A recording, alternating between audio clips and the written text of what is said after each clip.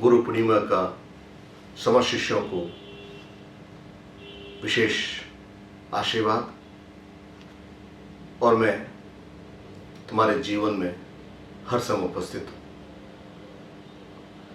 मेरे जीवन का उद्देश्य, मेरे जीवन का सृजन एक विशेष उद्देश्य के लिए, विशेष लक्ष्य के लिए, विशेष चिंतन के लिए हुआ है।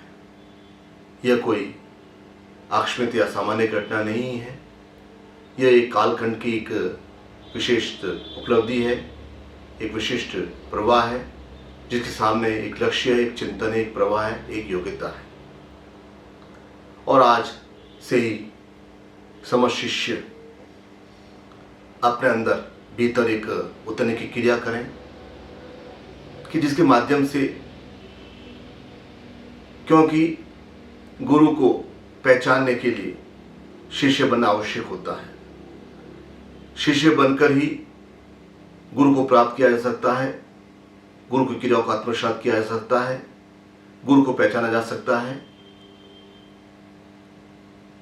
और कई ऐसी बातें होती है जो मैं समझाने से समझ में नहीं आती है, लेकिन जब वह एक शिष्य बनता है तो वह गुरु की क्रिया को आत्मसात करने के लिए योग्य बन जाता है। तब उसे प्रतीत होता है, उसे मालूम होता है कि एक सामान्य से दिखने वाले मनुष्यों में कैसी अलौकिक क्रियाएं हैं, कैसी शेष क्रियाएं हैं, चारों तरफ पुष्प खिले हैं और सारी सुगंध वहीं से व्याप्त हो रही है। और आज इस गुरु पूर्णिमा के महोत्सव पर कि यह जीवन जो हम जी रहे हैं, क्योंकि इस जीवन में हम एक प्रकार से दग्ध हो चुके समाज की क्रियाओं के माध्यम से, एक अस्वच्छ वायु को ही प्राण वायु मानने के माध्यम से हम अपने आप को एक बंद कर चुके हैं। और जब तक गुरु की क्रियाओं का वह चिंतन, एक सुगंध झोंका, एक विशेष प्रवाह, एक विशेष चिंतन आपकी क्रियाओं में, आपके जीवन में जब प्रवाहितवान नहीं होगा, तब तक आप एक प्रकार से एक दग्ध बने रहेंगे, एक प्रकार से एक अपने अपने घरों में तक सीमित रहेंगे।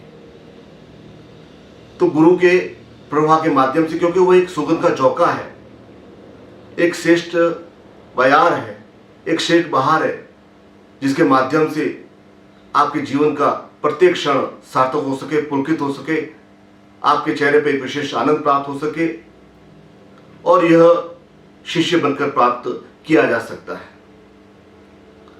क्योंकि जब भी आप मुझसे मिलते हैं तो एक अलग ही सुख दुख में खो जाते हैं, एक अलग ही प्रकार की क्रियाओं में अपने आप में डूब जाते हैं। तब आपको किसी प्रकार की विषमताओं का, किसी प्रकार चिंताओं का, किसी प्रकार की बाधाओं का ज्ञान नहीं रहता, भान नहीं रहता है, क्योंकि आप मुझे देखकर एक विस्मित होकर, एक आश्चर्य होकर मुझ में डुबो देने की क्रिया करते हैं। और आप उस समय सब कुछ भुला बैठते हैं, अपनी दैनीय अवस्थाएं, अपनी बाधाएं को परे ढकेल देते हैं। और जब मैं आपके सामने सशरीर उपस्थित नहीं होता हूं, तब मेरे शरीर की सुगंध, मेरे श्वास की क्रियाएं, मेरी चेतना की क्रियाएं आपके अंदर वह विद्यमान रहती है। और उन हृदय की श्वास की क्रियाओं के माध्यम से आपके नथुआओं में भरकर आप स्वयं एक पुलकित हो उठते हैं, हर्षोल्लित हो उठते हैं, अपने आप में एक मग्न हो उठते हैं। क्योंकि यह एक शेष क्रियाओं का एक आदान प्रदान है, जो इस कालखंड के इन क्षणों में कुछ लेने की और देने की क्रिया है। और निरंतर सदगुरु अपनी क्रियाओं, अपनी चेतना, अपनी तपस्याओं के माध्यम से शिष्य को निरंतर प्रेरित करते रहते हैं। इसलिए जब आप मुझसे मिलते नहीं हैं, तभी आपकी एक एहसास, एक मात्र नमन करने के माध्यम से ही एकमात्र नाम लेने के माध्यम से ही आपके चेहरे पर वही सजीवता, वही तरंगता, वही चेतनता आपको आ जाती है, क्योंकि आपका रोम रोम प्रतिरोम में चैतन्य हो चुका है और आप सद्गुरु क्रियाओं में अपने आप में डूब चुके हैं, अपने आप में लीन हो चुके हैं। इसलिए जब आप एकांत में होते हैं तो मैं सशरीर आपके सामने उपस्थित होता हूँ। जब आप अन्य क्रियाओं में होते हैं तो पूर्ण रूप से मैं एक चेतना के माध्यम से आपके अंदर विद्यमान रहता हूँ, आपके अंदर स्थापित रहता हूँ, और वह क्रिया, वह चिंतन, वह प्रवाह, वह योग्यता निरंतर आप में बढ़ती रहे, आप में बलवती होती रहे, ताकि आप पूर्ण रूप से सद्गुरु को आत्मसात करने के लिए योग्य बन सके। क्योंकि आपके जीवन का उद्देश्य, आपके जीवन का लक्ष्य, आपके जीवन का चिंतन है केवल भोजन को प्राप्त करना, संतान को प्राप्त करना, क्योंकि यह एक आत्मिक संबंध है और एक आत्मिक संबंध में न तो माँ बाप, न भाई बहन, न सगे संबंधी, न समाज बाधक बन सकता है। उनका कोई रोल ही नहीं है, उनका कोई प्रश्न नहीं। यह केवल एक शिष्य और सद्गुरु के बीच की क्रिया है।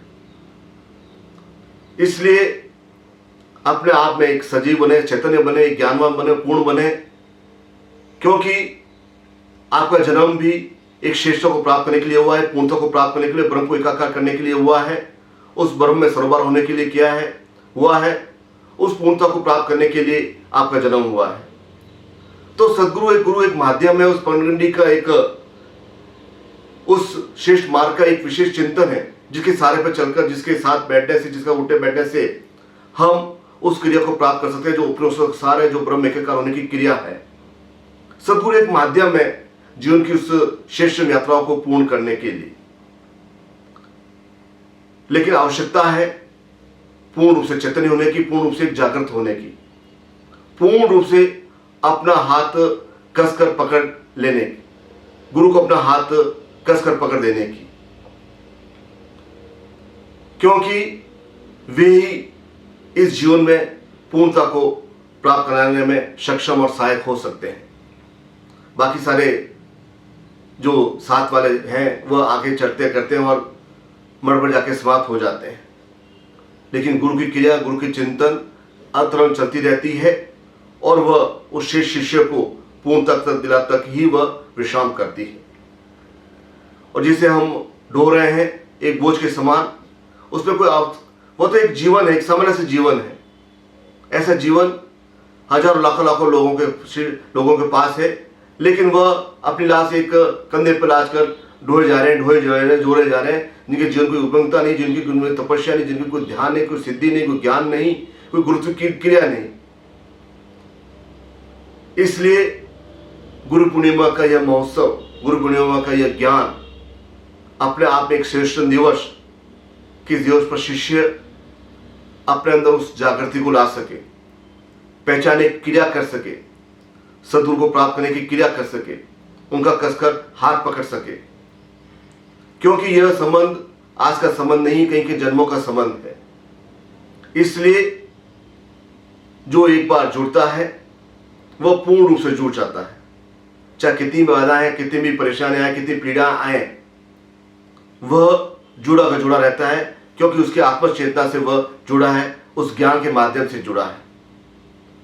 और सद्गुरुदेव उसे पूर्णता तक पहुंचाकर एक विशिष्ट मानव से एक श्रेष्ठ मानव, एक श्रेष्ठ अद्वितीय पुरुष बनाते हैं, जिसकी आने वाली पीढ़ियां उन पर गर्व करती है। और यह जीवन है, तो इस जीवन में प्रेम का होना आवश्यक है, क्योंकि वह प्रेम एक ऐसा माध्यम है जो सद्गुरु गुरु तक पहुंचा जा सकता है।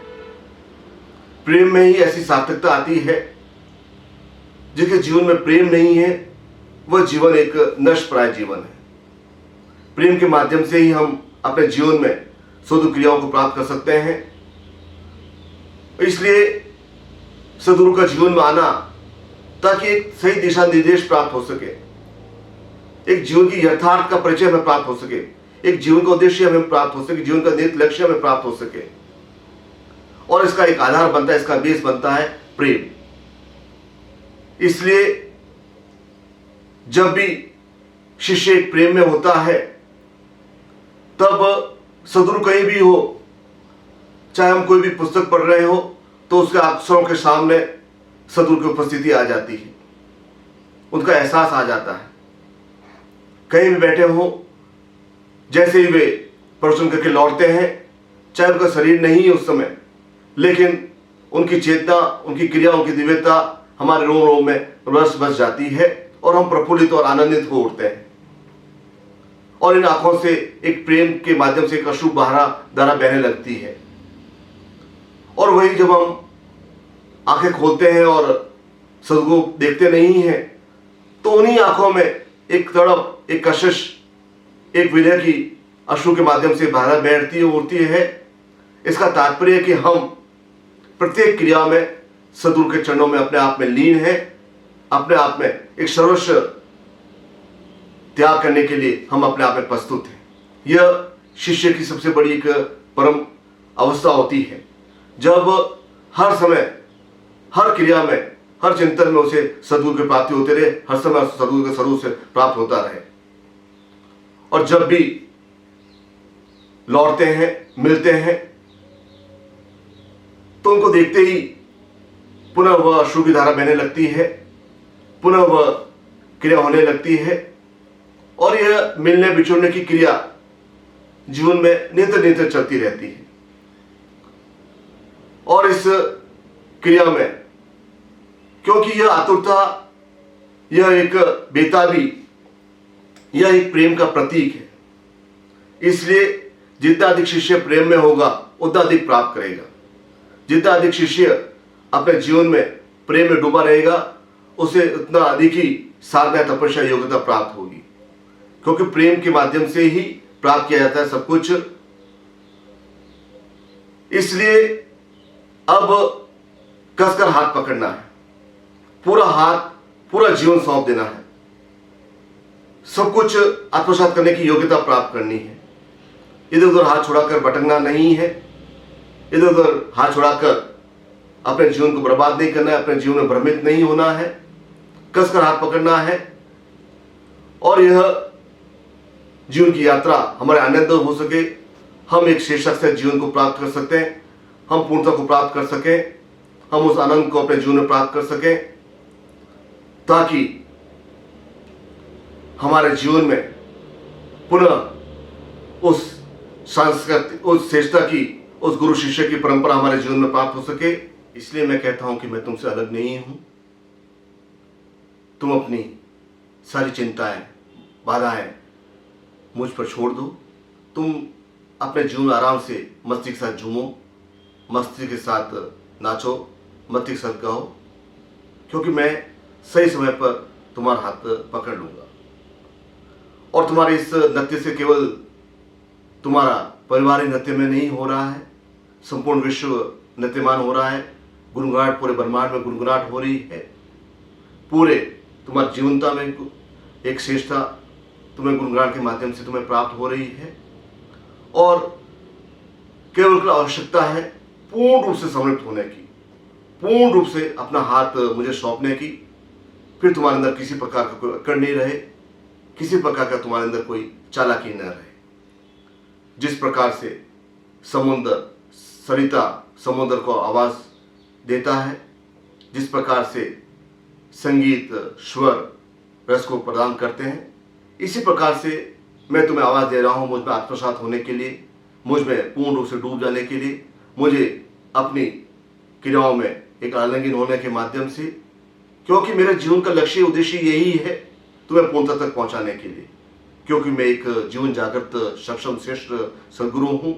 मेरा जीवन का उद्देश्य, लक्ष्य यही है कि तुम्हें अपने प्राणों में बढ़ने के लिए, तुम्हें अपनी भावों में आलिंगन करने के लिए, तुम्हें उस पूर्ण रूप से श्रेष्ठता प्रदान करने के लिए, जिसके माध्यम से तुम अपने जीवन में श्रेष्ठ प्राप्त कर सको, अद्वितीय प्राप्त कर सको और पूर्णता को प्राप्त कर सको।